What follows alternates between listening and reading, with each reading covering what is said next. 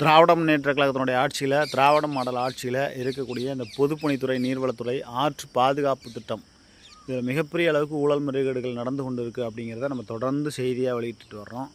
அதுலேயும் முக்கியமாக பார்த்திங்கன்னா, இந்த மண்ணச்சநல்லூர் சட்டமன்ற தொகுதியில் இருக்கக்கூடிய பெருவள வாய்க்கால், இந்த ஆற்று பாலம் வந்து கிட்டத்தட்ட 30 வருஷத்துக்கு மேலே பழமையானது. இதை புதுப்பிக்கணும், புதிய பாலம் கட்டணும்னு சொல்லி பல பேர் வந்து கோரிக்கை வச்சு இதுவரையிலும் எந்த விதமான நடவடிக்கையும் இல்லை.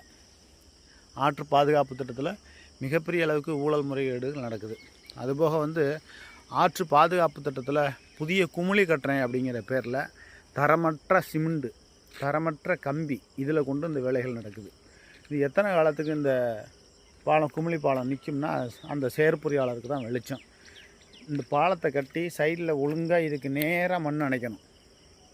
இதுக்கு நேராக மண் அணைக்காமல் கிராஸாக மண் அணைச்சிட்டு இருக்காங்க. ஏகப்பட்ட ஊழல் முறைகேடு பண்ணியிருக்காங்க.